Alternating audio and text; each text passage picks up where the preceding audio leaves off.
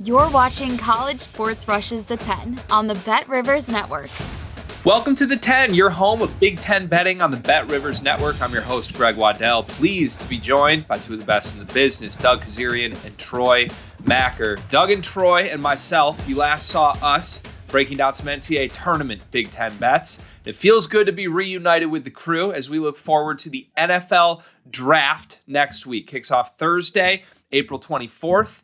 And we've got a whole slate of potential Big Ten betting angles for the NFL draft that we will break down, give you some additional insights on, and hopefully try and lead you to some betting wins. Before we get into all of that, Doug, I want to throw it to you. It's been a couple weeks since we've talked. First of all, how you doing? Second of all, what are you most looking forward to for this year's NFL draft?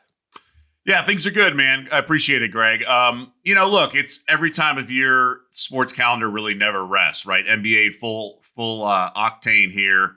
WNBA draft, there were some props out there I was able to attack. I think the NFL draft, and obviously I've done pretty well over the years with some long shots. Last year I had Brock Bowers 100-1 to the Raiders. I think it's a different animal. We know that, right? We know some sports books don't like posting odds, and I get it. It's just completely different animal. It requires an investment of time and understanding of the nuance, very different than just the market of games that rarely move unless there's a significant injury. And you get out what you put in, but also it can get a little dangerous, chasing steam, things like that. And every year is so different. This year, extremely different with the unknown surrounding the quarterbacks.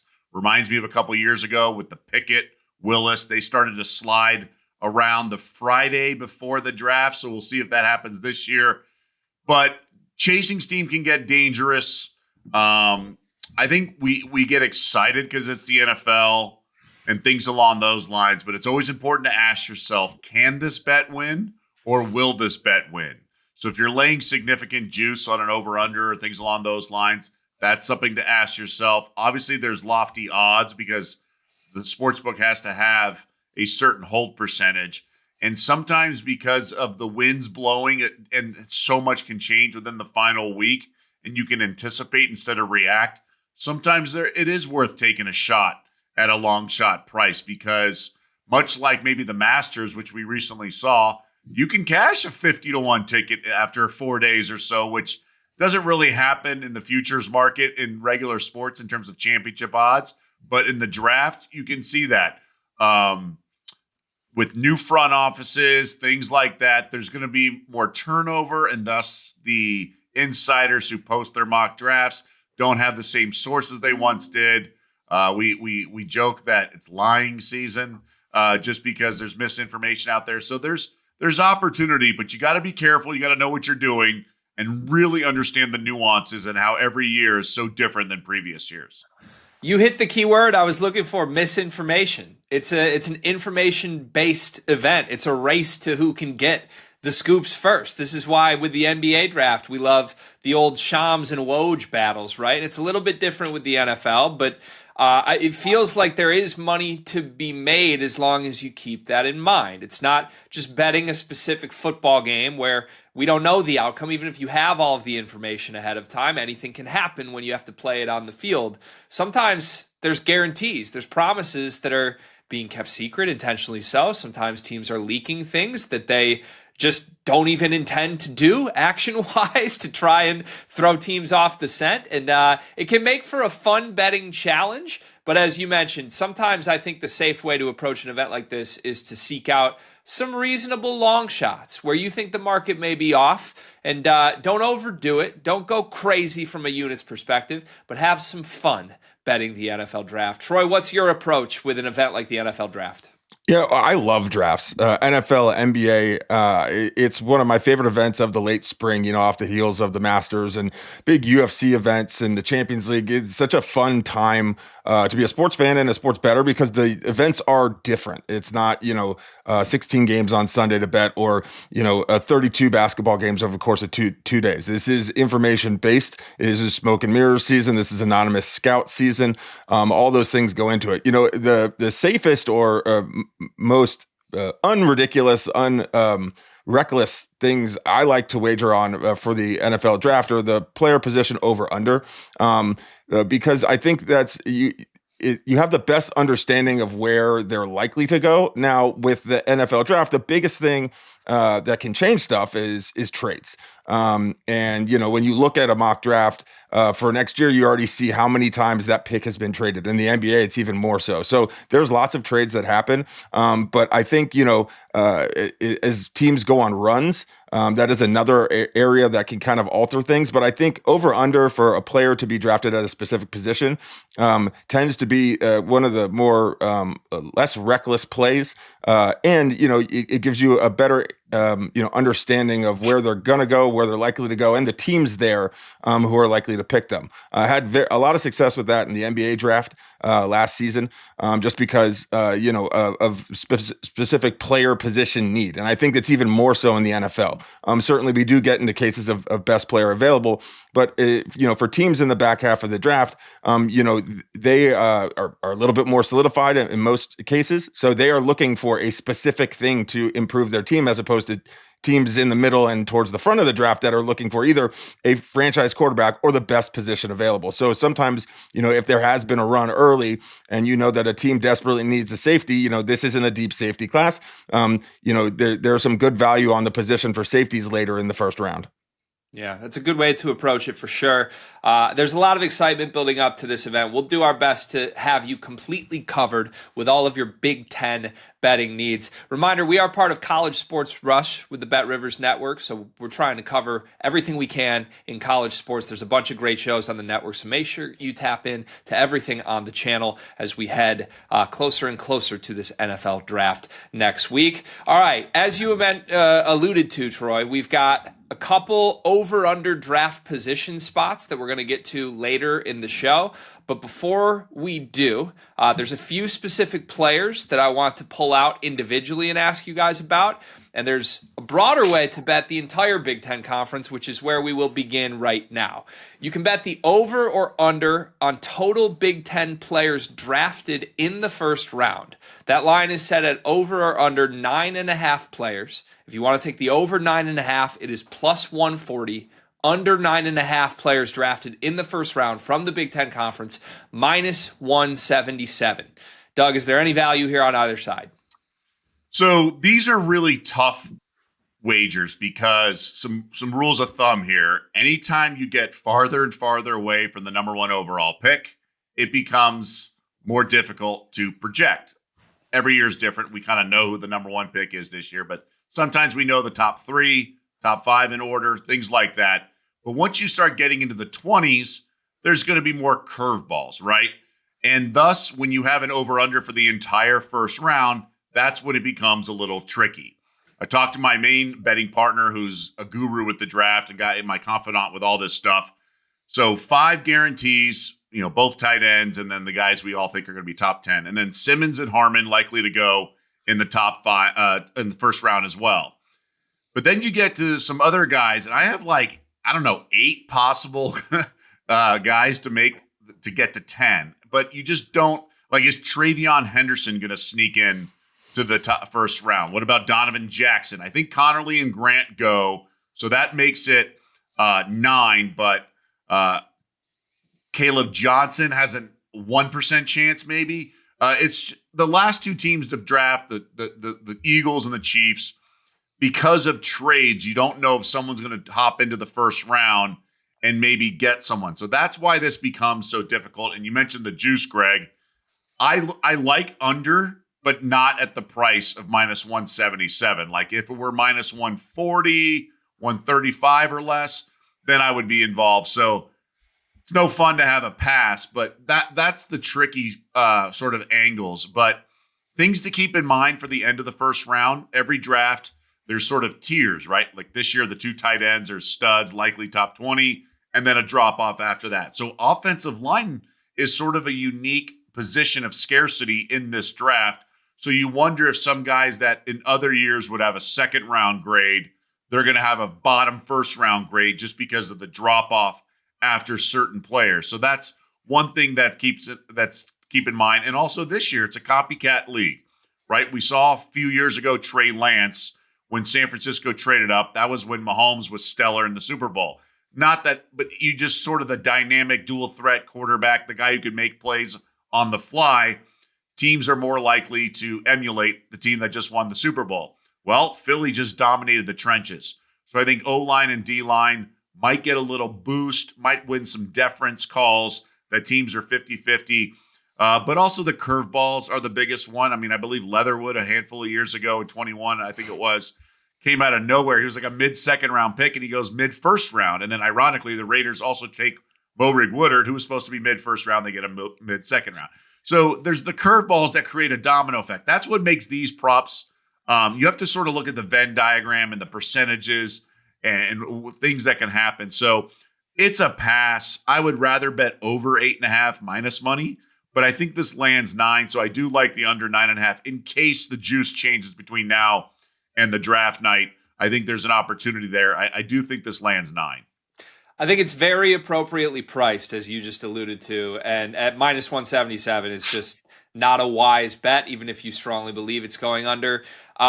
It's interesting. I was doing some research on this, and there's a lot of consensus mock drafts at this point that I think are reputable sources per se, the big boy networks, right? You can pull information from quote unquote draft experts that do this year round as a job. And if you go through like the 5 primary aggregated mock drafts a week before this draft, there are roughly 16 Big Ten names that appear in the first round, which at first glance would make you feel great about jumping on the over at plus 140. But the most fascinating part of it is, as a consensus, what names are showing up on every single first round mock draft? There's just 5 in the Big Ten, and it's Abdul Carter, Mason Graham, Josh Simmons, Josh Connerly, and then Kenneth Grant. Now, there's a bunch of other guys that we think should or could go. Ariante Ursary from Minnesota, Tyler Warren, Will Johnson, Colston Loveland, the 2 tight ends we think are first-round picks, down to Derek Harmon, Henderson, as you mentioned, and Emeka Egbuka. There's a lot of different ways this could go over, but I think it's pretty poignant that the experts themselves are all so split in different directions on who could be pulled from past that consensus top 5. So for me, I don't really feel all that good outside of that consensus top 5 that anyone is guaranteed to get their name called and taken off the board in the first round. I agree under 9.5 is the right side, but it's not the right value at minus 177. Troy, do you have any insights that you can add for us? Yeah, if the Big Ten gets 10 first-round picks and the over does hit, this will be the first time in a long time that they had double-digit first-round picks. That number, 10, that's an SEC number. And while the Big Ten was, one of the 2 best conferences in the country this year, a lot of things have to go right for them to get 10 players in. And, you, like Doug mentioned with the back half of the draft, with the Commanders holding, I believe, the 29th pick, they spent a lot of their draft capital early in the offseason acquiring Laramie Tunsil and acquiring Deebo Samuel. They're very interested in moving back, but they have targeted Josiah Stewart. They need help on the defensive line, and specifically the edge position, but they really want to move out of the first round and gain 2 or 3 draft picks later in rounds 2 and 3. So that's going to allow another team to move back in and maybe reach on a wide receiver. That doesn't mean that wide receiver is not a Big Ten player, but for a team that has targeted 2 or 3 Big Ten players, the potential for them to move out shakes things up. Right now we're looking about 81% of the money is on the over, but 65% of the tickets are on the under. And for a bet like this, I lean more towards tickets than money, especially as those prices can wildly change. As we'll go through and talk about some other bets, you'll understand just how wild the change in price can be from week to week and month to month. So, we see in the SEC, we see a lot of bets on the over for SEC players, as you would expect. I think 9.5 is a bit too high. I would play the under, but I agree that the price does not compute there. But I think they're going to have at least 5, at least 6, but it really comes down to what happens in the latter part of the first round. Yeah, as you mentioned, outside of that consensus 5 that I mentioned, at least a few more are getting pulled. The question is just how many and who. And if we can't align on exactly what those names are, it's an uneasy bet to think about the over 9.5. Okay, let's move to some player-specific bets that you could make. We'll start with the consensus first Big Ten name that we expect to come off the board. That would be Penn State edge rusher Abdul Carter. Consensus right now, he's going third to the New York Giants. That's the expectation, following Cam Ward first overall, following Travis Hunter second overall. Obviously, anything can happen and this can change. The draft odds for Abdul Carter reflect the expectation here. He's minus 250 to go number 3 overall to the Giants, where he is mocked. If you wanted to go outside of that, you can get 12-1 odds that Abdul Carter is the first overall pick in this draft. You can get 2-1 for him to go second to the Cleveland Browns, unless there is a trade. You can get plus 550 for him to be taken 4th overall, and 30-1 for Abdul Carter to fall all the way to 5th overall in this draft. Doug, what do you think here? So this is a good reminder. A couple years ago was a brutal. I didn't win. I didn't make money like I usually can grind a profit, because it was the most trades ever in the history of the draft for a first round. So sometimes you have to be really careful about which of the index bets you wager on. For example, I think the Giants are the first kind of pivot point of the draft, right? We think Schefter tweeted, then he pulled back. So Carter's gone from 1 to 2 to, we think, 3, but we still don't really know the Giants are going to go with him. I do think they ultimately go Carter, but they could trade down. Sanders had a recent workout, and the quarterback unknown, although the Giants have obviously added quarterback to their quarterback room this offseason. But I think it's important, what I was talking about, the index bets, is to, if you want to bet Carter to go 3, make sure you bet that and not necessarily Carter to the Giants, or what position will the Giants draft with their first pick. I mean, there's varying odds of these because of the unknown of the trades.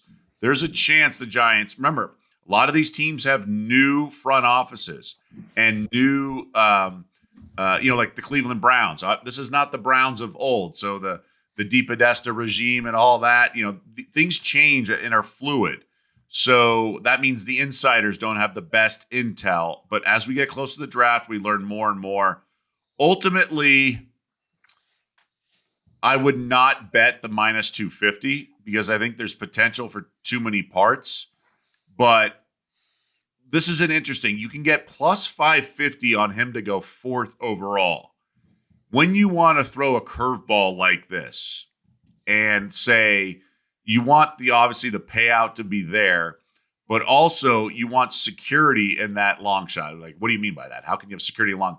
You want to know that the Patriots have the brass, because D-line is such a position of need for them, that if somehow Carter fell in their lap, they're punting on their whatever they had in mind initially, and they're going with Carter because he's the best player available in his position of need. So if you're going to take the odds of like plus 550 that Carter goes 4th, let's say the Giants can't find a trade partner and just go with Sanders because it's New York and whatnot, then you have to believe, if you're going to bet the plus 550, that the Patriots absolutely would take Carter if he fell, because at least you remove a variable, right? You remove the fact that because it's not like they're sitting on a Drake May and something like that they want to draft. No, they already have the quarterback. They already have so with Vrabel there in New England and stuff, I'm very confident that if Carter fell to 4, that they would pounce right away.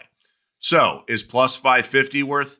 Probably not. But if you can get like 9-1 or 10-1, then I would pounce, because he's not going to fall past them. They don't have their heart set on some other kind of difference maker, like a left tackle that's going to completely be the cornerstone and protect May's blind side for the next 10 to 15 years. So that's something to keep in mind when you look for value. If you just really need one curveball, not multiple ones for this, I wouldn't lay the 250. I would probably prefer Hunter, whatever juice there is, for 2. I think there's much more stability and security in that pick.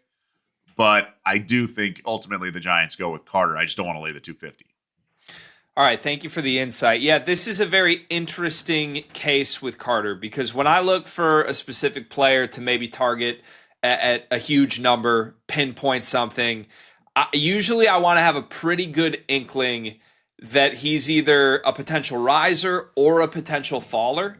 And now I'm going to speak with some personal conjecture here, because all signs point to Cam Ward going first in the draft, Travis Hunter going second in the draft, as you alluded to. I don't think it's the strongest top of a draft we've ever seen, I don't think anyone's in love with any quarterback in this draft, including the Titans, who are drafting at 1, even though they clearly have a need for it. I think the Shedeur Sanders smoke that he might drop in this draft kind of says all you need to know about the way the top half of this draft is felt by the league. And I think if Abdul Carter was healthy, there's a chance he's very clearly the best player in this draft. And it almost feels a little too just sleepy, obvious, easy. This year in general feels like a year that we could see some chaos at the top. Just to me personally, it's a gut feel. I don't have any substance on that, but it's almost one of those years I would love to talk myself in to the guy I think is the best player in the draft, and Abdul Carter going first overall, and the Titans just pull that trigger because they're not in love with a quarterback and say, we'll figure that out later. But it's really difficult to feel strongly about doing that with a guy that has very serious injury concerns.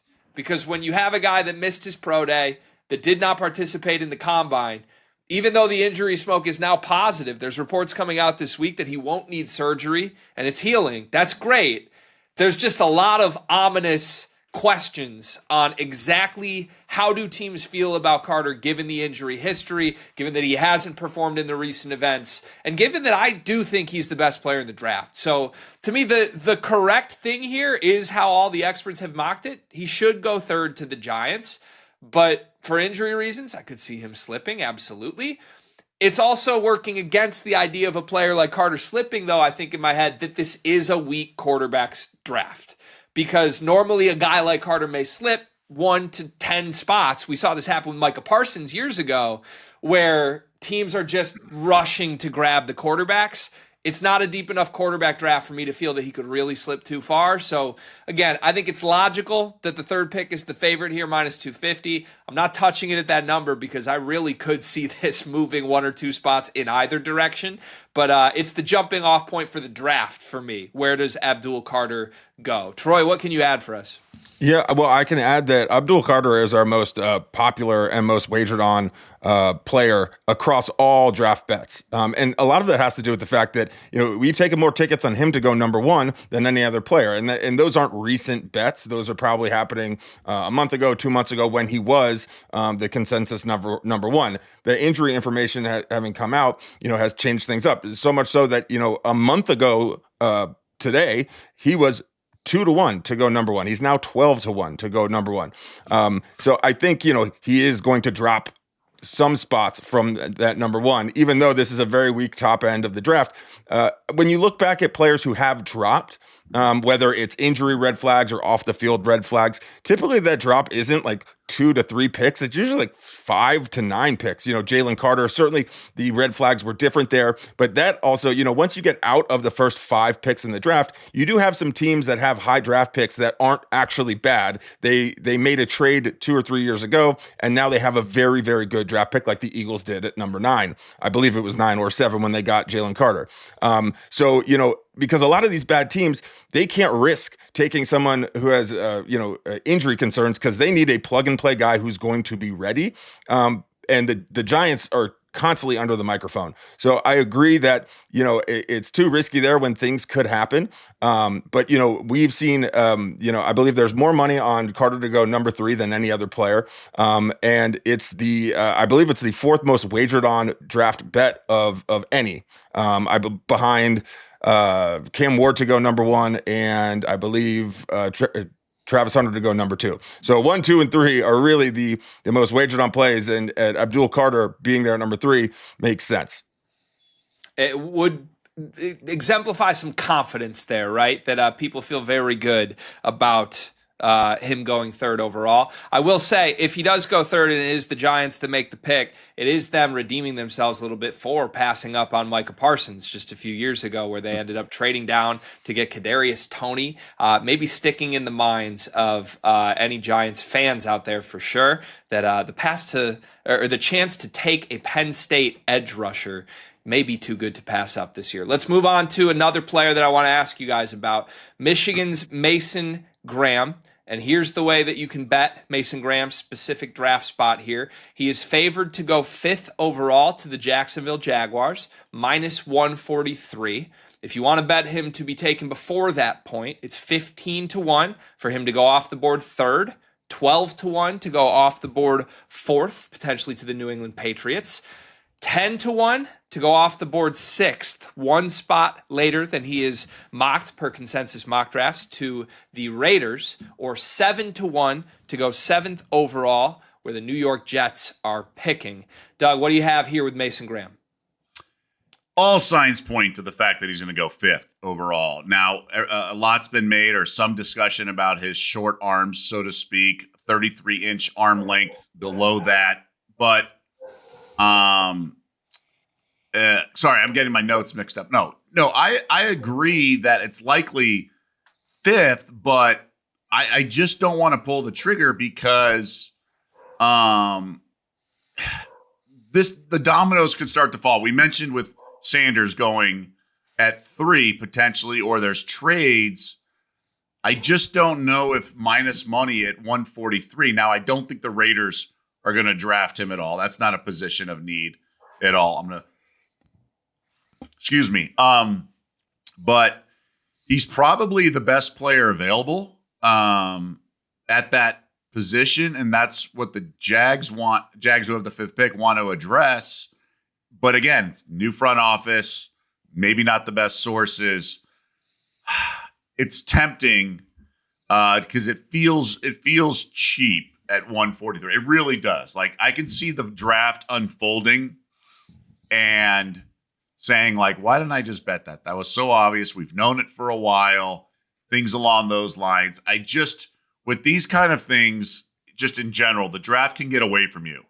And so when you're laying money and you lose, let's just say you lose this pick at minus 143, you really have to win 2 bets to make up for it and then have a little profit. So you just got to be really careful with this stuff. And I think it's right on the nose. I may ultimately pull the trigger on this. But I don't know. We're going to talk about it, but over 5.5, because I think the Pats could shake things up at 4 and not draft.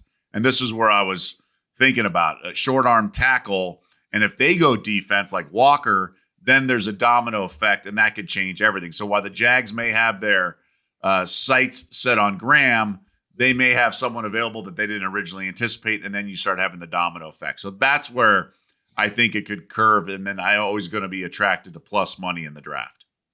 Yeah, the domino effect you allude to is interesting. We are going to hit on Graham again with that over or under 5.5 as his draft spot in just a moment. So there are different ways to attack this. For me, if you are going to buy that the consensus top 3 falls the way everyone expects, to go Cam Ward, Travis Hunter, straight into Abdul Carter, the draft really begins at 4 for me, and everyone does expect you draft an offensive tackle for the Patriots, the short-armed Will Campbell, as you're alluding to, Doug. And if that falls, I think it's so obvious that it should be Mason Graham for the Jags. It's the position of need. They've got the coach that coached the edge rushers at Michigan last year, who is now newly on the Jacksonville Jaguars staff as the assistant linebackers coach. So there's just a lot of this feels right. It feels like the perfect pick. It's what they need. It's probably the best player available, and you've got staff connections. However, I just don't know. It feels like the 4th spot will be the iffy one. I honestly could see Mason Graham going 4th overall. I don't really see him falling past Jacksonville too much, but I'll let you try and convince me of that maybe in a few moments. But I'm looking at that 12 to 1 number at 4 as the long shot that I would probably consider playing with Mason Graham. And if you are doing that, you could honestly cover your bases by betting him 5th, as long as you don't believe he falls past Jacksonville, and work out a way for you to make sure you end at least 1 unit up by backing him to go both 4th and 5th overall. Troy, what sort of additional insight can you provide here? Yeah, well, to that point, if you want to also, bet on him to go 4th, you could take him to be a top 5 pick at minus 150, kind of cover your ground there, and you don't have to lose money if he goes 4th. But of course, 12 to 1, far better than minus 150, but a bit of coverage there. The 5th overall pick is actually the 4th most wagered on and most popular market we have in terms of specific draft bets. It goes 1, 2, 3, obviously, and then the 5th more so than the 4th pick. And and Mason Graham is currently backed by well over 50% of all the money and 37% of the tickets, and it's a pretty popular market. So everyone is expecting Graham to go there. There, like we said, we are going to talk about some of the positional over-unders, but there's a lot of different ways to bet this. We know he's going to be a top 10 pick. He's not going to fall, evident by the fact by him being a top 10 pick is minus 3,335. Not going to make any money there, but that gives you a good foundation for where he's going to go. He does not have any of the potential red flags to drop, even if there are trades, because in the last 2 years, the NFL has really become reliant on defensive line for teams that are building up their young nucleuses. You need explosive edge rusher, you need explosive defensive linemen, and so because this is a weak offensive line draft, I think it's going to be a very strong defensive line draft, and he is going to be one of the first players off the board. I would. Probably, if I had to, I would say that minus 150 might be the way to go, top 5. But the public tends to agree that he is going to be a top 5 pick just based on how much money and how many tickets we've seen at Bet Rivers thus far.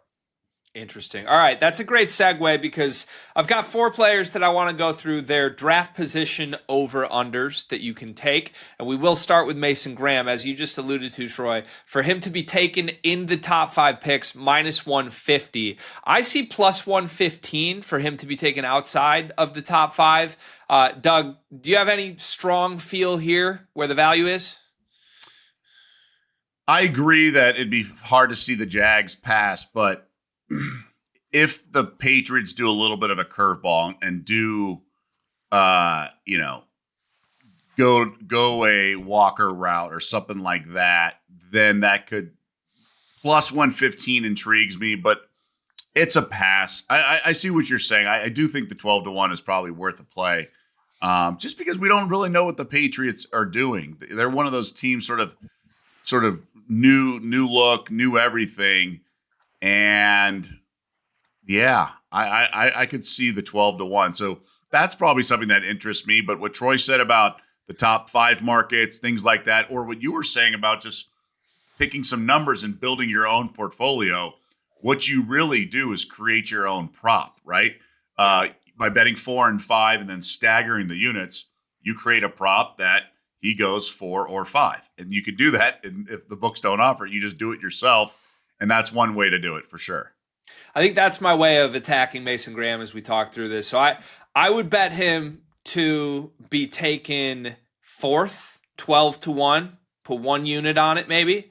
And then I think I would bet to win 2 units on him to be taken under 5.5.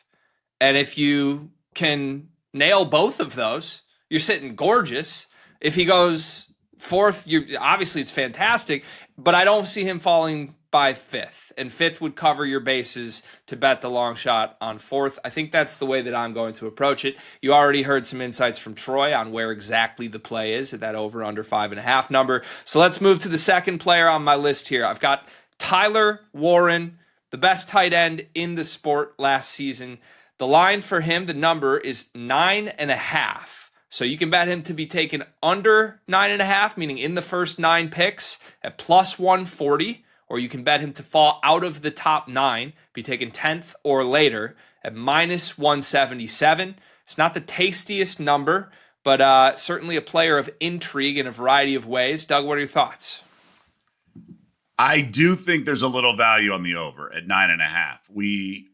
One sort of signature with the draft is, in the past, sports books would make mistakes. If something would get juiced too heavily, they would move it a number. So from 9.5 to 10.5, but then all the values on the under 10.5, because the Bears sitting at 10 seem like the most logical spot. Ben Johnson, the offensive mind coming over from Detroit, giving Caleb Williams weapons. It does seem like a no-brainer. I'll probably end up betting this at minus 177 for 2 reasons. The concern I have is Jets at 7. They wanted Bowers last year. There is an element of concern. Ultimately, I think they go O-line, but that is in the back of my head. And the trade potential, we know that at 9, the Saints could impact the Sanders route. Maybe a team wants to trade up, and Obviously, the Bears at 10 are not going to take a quarterback, things like that. But at some point, you have to just like lay a little juice on something that's really strongly like. So I'm going to have another play that's over $2 in terms of the minus, but I do think at minus 177 because there is an element of Loveland being the first tight end off the board. I think it'll still be Warren. His pass catching ability is there, but given that there's two elite tight ends in that regard, I do think that's favorable for any over 9.5 for Warren, because in the case that there is a tight end in the top 9, you can still get bailed out by being the other tight end, right? So it's not like will a tight end go top 9? It's will Warren. So you still get a little wiggle room there. So I do think that this is a solid play, all things considered. I agree with you, actually. I don't love any number above minus 150 normally, but I think, fair value to me here would at least be minus 200. So you're getting at least a solid chunk off of that. I'm with you. The Jets are the one team in the top 9 that I circle of like, okay, I could see them really prioritizing tight end. Outside of that, it'd be a stunner to see him go anywhere. And obviously there are trade up possibilities, but I would argue, to your point, Colston Loveland being available would kind of ensure against anyone trading up for Tyler Warren. Now, maybe somebody falls in love with him, but I think if you're picking in the late teens, you're probably viewing Loveland as a perfectly fine backup prize if Tyler Warren goes before you. And no matter how good you think both of these tight ends are, seeing two go off the board that quickly, certainly before the 10th spot, would be pretty insane. So I expect Tyler Warren to fall at least out of the top 9. I do have the Bears circled as a good destination, but coming from a Detroit Lions fan who's followed Ben Johnson here, I worry that the consensus here thinks that Ben Johnson will operate exactly the way that Dan Campbell did, and I don't think he necessarily will. Like, this is not Dan Campbell's regime. This is Ben Johnson's regime, and certainly different people in the front office and a different roster to build. They've got a pretty good tight end as is in Cole Kmet. So, it doesn't matter what happens at 10 if you're betting over 9.5, but I don't think it's a guarantee that Warren goes even 10th to the Bears if he's still sitting there. So for me, I like the over. I'm all over that with you as well, Doug. Troy, do you have anything to add for us here? Yeah, just one quick note in that, we've seen a decent amount of action at Bet Rivers on Warren to be the first tight end drafted, significantly more than Loveland. And I guess my concern is, tight ends in the first round are becoming more frequent, but in the top 10, top 15, there's some, recent history, especially we all remember Kyle Pitts. Well, he hasn't been bad. He's just certainly hasn't lived up to being the 4th or 5th pick, I believe. You also, there's the potential for runs on different positions, but like I've mentioned, this is a weak quarterback class. This is a weak offensive line class, and it's a pretty decent running back class as well, and it's a pretty good tight end class. So you're going to think that teams are going to want to get those best players at those positions, but at the same time, having to pay first round money to a tight end, one of the most undervalued positions in the NFL from a financial standpoint, you can get them a little bit later, I think. But the public is definitely on the fact that Warren will be the first one picked. It's just we haven't seen too much action on him over or under where his positional pick is, and I think that's because there are a couple other tight ends who are close to him, even though he seems to be the sure thing in the eyes of the betting public. For what it's worth, not that this is the end-all, be-all, but maybe just a note as you're preparing your card for NFL Draft Night, Tyler Warren did decline his invite to the NFL Draft, which, doesn't necessarily mean anything guaranteed, but would be a rare decision for someone that thinks he's being picked in the top 10 picks in the NFL Draft to do. So, look, Tyler Warren is his own man. He can make his own decisions on that. Certainly don't think it's a one-for-one correlation, but I found that interesting in the build-up to this draft that he won't be there, even though he is a projected, considered top 10 pick. Let's move to the other tight end we keep alluding to here, Colston Loveland, the Michigan product. The number here is 19.5. You can bet him to be taken within the top 19 picks at minus 230. Or you can bet the over 19.5, meaning taken 20th or later at plus 175. Doug, any value here? So this was the over $2 I was anticipating laying. I'm going to lay it for like a half unit, something like that, just to get a little piece. It just feels like too low of a number. Now, all signs point to his going to the Colts, give Anthony Richardson some support there. But after Richardson, now, of course, we have the option of trades, but the next few teams are highly unlikely to draft a tight end. Falcons, Cardinals, Bengals, Seahawks, given their rebuilding mode or whatever, unlikely. So I do think the number is a little high in terms of the draft position, but you're looking at almost top 15 for this wager just because of the teams. Now, a team can trade, especially if Warren goes around 10, like we think he will, to the Bears.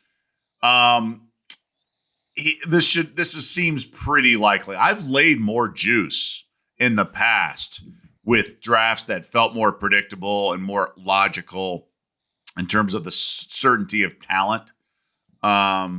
I wouldn't be that shocked if Loveland fell, but I'd be surprised. I think once Warren goes, I think the itchy finger gets going, and teams, teams are falling more and more in love with the concept of a tight end and seeing the value. Obviously, Travis Kelce and the Chiefs, but other teams as well. I do think there's some appeal here at under 19.5, even at minus 230. So I hate going head to head with Doug, but I think that's what I'm going to do here because I have a small sprinkle on the over for Colston Loveland to be taken outside the top 20. For some of the reasons I just mentioned, I don't think it's a guarantee that Warren is off the board at 10. And if Warren is available at 14 to the Colts, the consensus here is he's immediately taken by Indianapolis. If Warren is off the board, that's sort of the sweet spot for Loveland.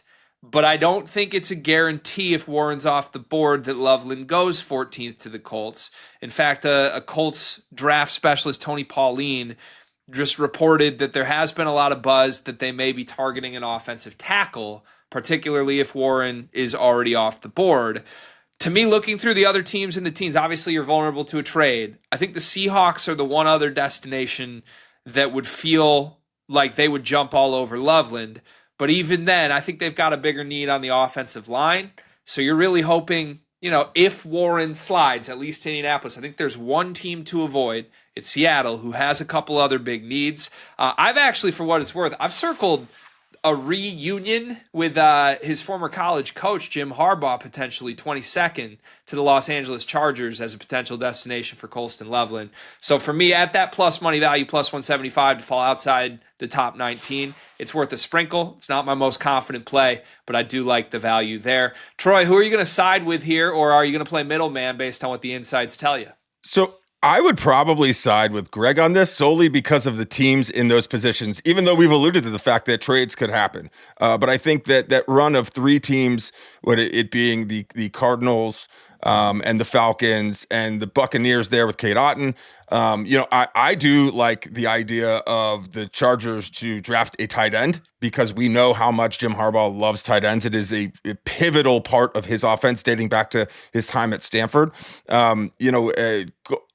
Loveland will be a first-round pick. We know that. It's just, will a team, not so much reach, but if he's at 19.5 and the Colts want him at 14, if Warren's there, that's 5-pick difference. But if he doesn't go there, you're looking one team between 14 and 19 that he could get to. Pending trades, which is the wrinkle in all of this.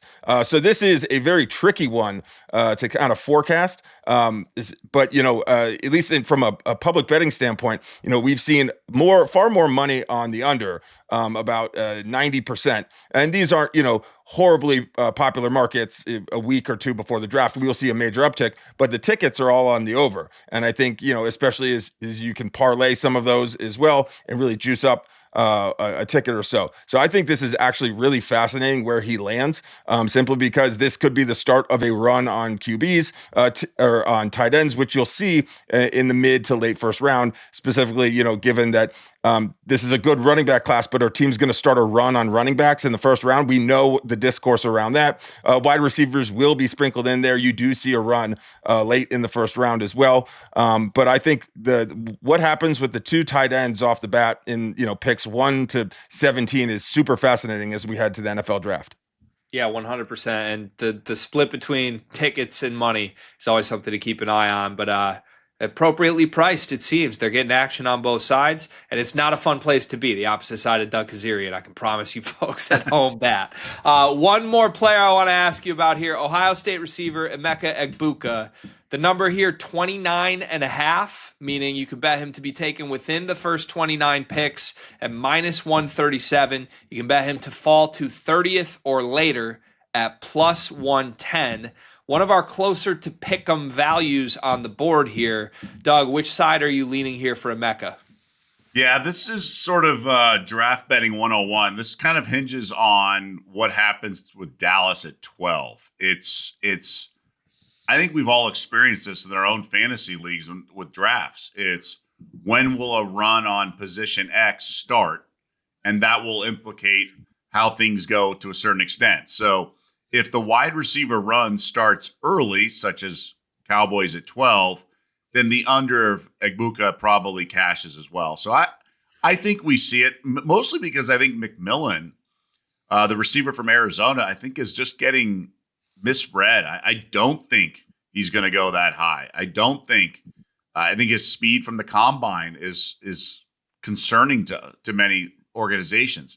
So I think guys like Egbuka and others are just going to get bumped up a little bit. And if the wide receiver run begins around 12, like I think it will with Dallas, then I think we're going to see Egbuka go higher than 20, the top 29. So I think the under here is the right play. It's $1.37, given the straddle with these and the juice, just the range of juice and the heavier juice versus like minus 110 both sides for a regular point spread game. I think it's worth a play here. Minus 137 isn't all that expensive, all things considered.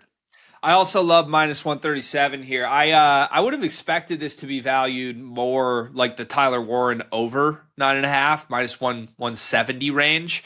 Look, wide receiver is obviously a position teams love to draft. We see runs every single year. And I think you look at this wide receiver class, as you mentioned, outside of McMillan, and depending on how you feel about Luther Burden, maybe Matthew Golden to Texas, those aren't guys that are guaranteed to be taken ahead of Emeka Egbuka, who probably has the best resume of any receiver in this draft. And you're looking for one team, right? No matter where the rankings are, no matter what the mock draft is, you're looking for one GM to pull the trigger on draft night on a guy that he's fallen in love with. I really do believe there's an argument Egbuka could be the first wide receiver off the board.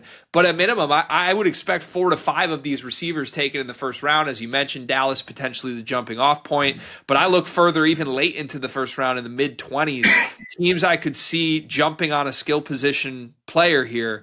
We know the Chiefs love to add skill guys. I don't know that they're going to do it every single year, but they've certainly surprised us before. The Houston Texans have a huge wide receiver need with Diggs' departure, Tank Dell getting hurt late in the season. And a lot of people expect offensive linemen there, but they already addressed that with the Cam Robinson signing in the offseason. I think the Rams, with Matthew Stafford back and Cooper Kupp on the way out, could be looking receiver. There's just a bunch of contender-ish teams that I think would be looking for a championship-level receiver. And that's what Emeka Egbuka is. So I love the under 29.5. I do think this is a good bet to be a mid-20s pick at the latest, and there's some value on him at minus 137. Troy, are you with us? What can you add? Yeah, totally with you on this. The betting public is as well. This is the most popular play on any players over-under. And I think it's because, like you mentioned, he is at best the best wide receiver in the class, and at worst, the fourth. The thing that neither of you mentioned that I think is super important here is not just his pedigree and his resume, but the school he obtained that pedigree and resume, Ohio State. They have traditionally, being of the last decade, put out great wide receivers. Sure thing wide receivers.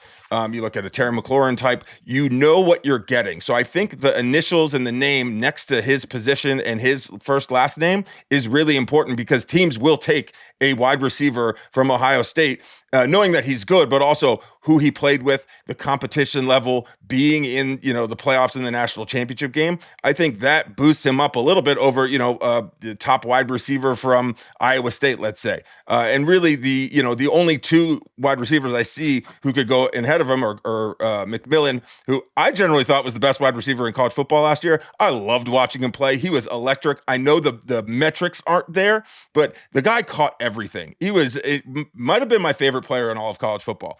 And Golden. So I think, he's not going to be a second rounder, I don't think, unless there's just a hard stop on wide receivers. There's only 2 picks past 29. So I think, I have a lot of confidence in the fact that he'll be in and around 29. And there's just so many options for him because teams need, playmaking wide receivers with, who have been able to do it at a high level. And that's what he's been able to do. So I lean with you guys, and you guys are leaning with the betting public. I love it. All right, we end on a consensus pick. That's a great way to end the show. Ladies and gentlemen, we just gave you like 50 minutes of NFL Draft Big Ten bets. Thank you for listening this entire way. We appreciate it. Let's go around the horn one time.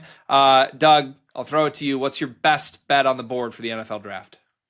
Well, you got me thinking about Egbuka. There's a first wide receiver at 14-1, so maybe I'll sprinkle a little bit of that. But I like Golden, Matthew Golden out of Texas at plus 150. Again, I'm fading McMillan, just his combine stuff. I do agree he was super exciting, and that Arizona offense as a whole was exciting last year. But this guy's got elite speed, great routes. I do think Dallas will be enamored with him. Just another weapon like that. But I do think plus 150, not like a banger or anything like that. But I do think there's some value there at plus 150. The one I like the most, and this is, something to keep in mind, anytime a market moves, I think it can go almost too far. And I think that's what we have with Nick Emmanwori as the first safety drafted, minus $159. He crushed the combine. Stark's money has come in the past couple days. Especially since announcing he's going to be attending the draft. So maybe people want to connect dots, things like that. He's a safe pick, but Emmanwori's so special, and I just anticipate his being the first safety off the board. It's minus $159, which is no picnic. But when you talk about this kind of situation where there's only a couple options, I think it's the right play. All right, I am going to give one non-Big Ten bet that I love, and we talked a little bit about the Bears being a potential destination for Tyler Warren. I urged a little caution that as a Lions fan, this isn't Dan Campbell's regime, but maybe Ben Johnson wants to begin similarly to what Dan Campbell did, a big pivotal move that set them on the path to contention. I like Ashton Genty to be drafted by the Chicago Bears, plus 275. I think Genty is a legendary talent. I really believe that. And I think if he's sitting there for the Bears at 10, you talk about needs. Like I mentioned, I think they've got a pretty damn good tight end. Sure, you could use a second one in that scheme. I don't think the Bears feel good about their running back room. Just flat out. I don't think they trust any of those guys. I think they're looking to upgrade that position. And I do think Genty is that one special talent that comes around every couple of years that can warrant an early running back pick. It's plus 275. That's what I'm seeing it at. But Ashton Genty to the Bears would be my long shot. My best bet that we talked about today, just for the record, I love Egbuka under 29.5. I think that's such a confident play at minus 137. All right, that's the show. Ladies and gentlemen, thank you so much for listening to another episode of The 10. Make sure you check out all the content that's available to you through BetRivers College Sports Rush. We'll see you next time. Thanks for watching College Sports Rushes the 10 on the BetRivers Network.